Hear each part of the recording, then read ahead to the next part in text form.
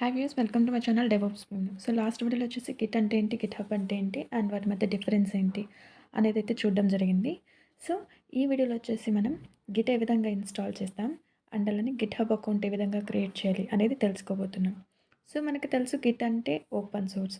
So open source అంటే మనం వెబ్లో డైరెక్ట్గా డౌన్లోడ్ చేసుకొని ఇన్స్టాల్ చేస్తాం. సో వెబ్లో మీరు డైరెక్ట్గా గిట్ డౌన్లోడ్ అని సెర్చ్ చేసినట్టయితే మీకు ఫస్ట్ లింక్ చూపిస్తుంది గిట్ అని. సో ఇక్కడ మనకి మ్యాక్ ఓఎస్, లైనక్స్, విండోస్ అని ఉన్నాయి. సో దీంట్లో మనం వచ్చేసి విండోస్ అనేది ఇన్స్టాల్ చేస్తాం. ఇందులో 32 బిట్, 64 బిట్ ఉంది. సో ఇందులో మీరు 64 బిట్ అనేది చూస్ చేసుకొని డౌన్లోడ్ చేసుకోండి.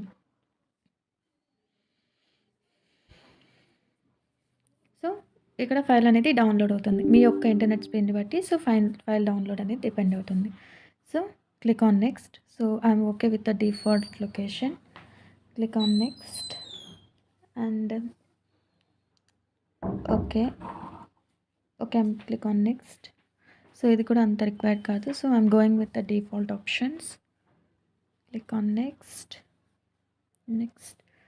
So next execution. Okay, click on next. So ఇది అంత రిక్వైర్డ్ కాదు. ఓకే, ఇప్పుడు ఇన్స్టాల్ అవుతుంది.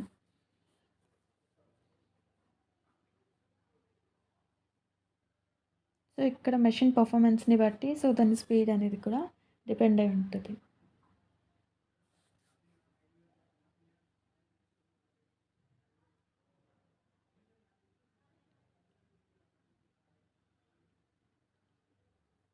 Okay, successful install. Okay, finish.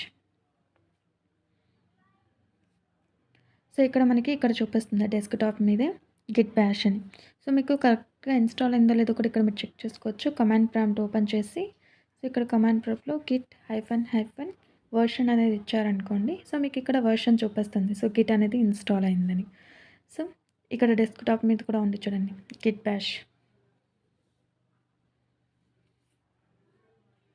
So ఇక్కడ కూడా గిట్ హైఫన్ వర్షన్ ఇచ్చినాం. ఇక్కడ మీకు మీ యొక్క గిట్ బ్యాష్లో గిట్ వర్షన్ అనేది కూడా చూపిస్తుంది.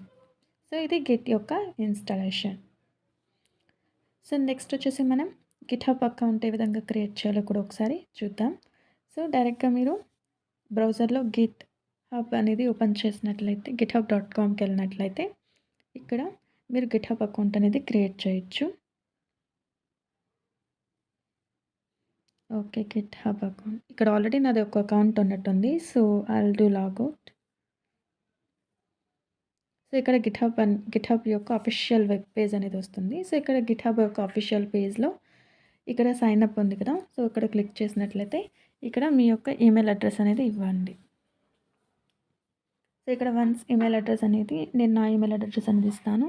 menu.devops0812@gmail.com.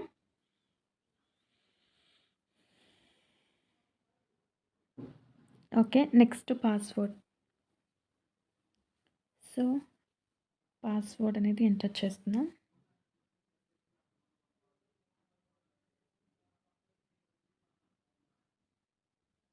Password is short. Okay, so ఇది స్ట్రాంగ్ పాస్వర్డ్ అనేది ఇవ్వడం జరిగింది. సో నెక్స్ట్ ఇక్కడ యూజర్ నేమ్ అనేది ఇవ్వాలి. సో యూజర్ నేమ్ అనేది యూనిక్గా ఉండాలి. సో ఆల్రెడీ ఉన్న అవైలబుల్ నేమ్స్ కనుక ఉన్నట్లయితే తీసుకోదు. సో ఇక్కడ మెయిన్ డెవోప్స్ ఇది కూడా నేమ్ అనేది ఆల్రెడీ ఉన్నట్లుంది. సో అందుకే తీసుకోవట్లేదు. అండ్ 0812 అనేది ఎంటర్ చేస్తాను. ఓకే, సో ఈ నేమ్తో అయితే లేదు కాబట్టి ఈ నేమ్ అనేది నేను చూస్ చేసుకుంటున్నాను.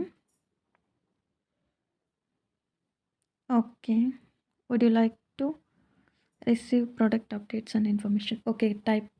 సో వై అనేది టైప్ చేస్తాను. నెక్స్ట్ వచ్చేసి మనకి ఇక్కడ ఫజిల్ వస్తుంది వెరిఫై చేయడానికి.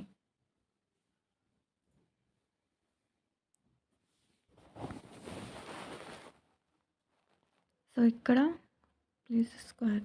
సో ఇక్కడ ఈ పజిల్ కనుక వెరిఫై చేసినట్టయితే సో ఇక్కడ సక్సెస్ఫుల్లీ అకౌంట్ అనేది క్రియేట్ అవుతుంది. So create account.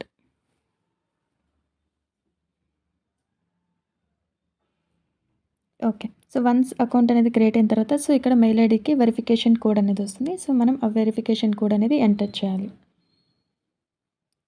Okay, copy and pasted it here. So దీంతో గిట్‌హబ్ అకౌంట్ అనేది క్రియేట్ అయింది. How much you want it just for me and student continue. So మనకి ఇవన్నీ కూడా ఫీచర్స్ వస్తాయి. ఆటోమేట్ CICD కొలాబరేషన్ కావచ్చు, సో కమ్యూనిటీ కావచ్చు, ఇవన్నీ ఉంటాయి. అండ్ ఇక్కడ మనకి ఫ్రీ వర్షన్స్ ఉంటాయి, పెయిడ్ వర్షన్స్ ఉంటాయి. I don't want to go with the paid version, so we can go with the free version. So దీంతో గిట్‌హబ్ అకౌంట్ అనేది సక్సెస్ఫుల్గా క్రియేట్ చేయడం అయితే జరిగింది. నెక్స్ట్ వన్స్ క్రియేట్ చేసిన తర్వాత సో మీరు మీ గిట్‌హబ్ యొక్క యూఆర్ఎల్ కనుక ఎవరికైనా ఇవ్వాలనుకోండి. సో మీరు డైరెక్ట్‌గా గిట్‌హబ్ యూఆర్ఎల్ అనేది చెక్ చేసుకోవచ్చు మీ యొక్క ప్రొఫైల్ సెక్షన్‌లో. సో ప్రొఫైల్, సో ఇక్కడ ఉంది కదా, సో ఇక్కడ పైన చూపిస్తుంది చూడండి github.com మీను డెవలప్స్ చేయలేట్ 12. సో ఇది గిట్‌హబ్ యొక్క యూఆర్ఎల్ అన్నమాట. నెక్స్ట్ మీరు ఇక్కడ నుంచి రిపోజిటరీస్ కూడా క్రియేట్ చేయొచ్చు. Under repositories new and repository name. So repository name ఏదైనా కూడా మీరు ఇవ్వచ్చు. సో ఇక్కడ మీను డెవోప్స్ 1 అనే ఒక రిపోజిటరీ అయితే క్రియేట్ చేస్తున్నాం. సో డిస్క్రిప్షన్ మీకు నచ్చింది మీరు ఇవ్వచ్చు. అండ్ మీరు ఇవ్వాలనుకుంటున్న రిపోజిటరీ యూఆర్ఎల్ అనేది రిపోజిటరీ పబ్లికా, ప్రైవేటా అనేది కూడా మీరు చూసుకోవచ్చు. అండ్ మీకు ఒకవేళ రెడ్మీ ఫైల్ కానీ యాడ్ చేసుకోవాలనుకుంటే టిక్ చేయొచ్చు. సో నెక్స్ట్ క్రియేట్ చేస్తాం. సో ఇది రిపోజిటరీ క్రియేట్ చేయడం.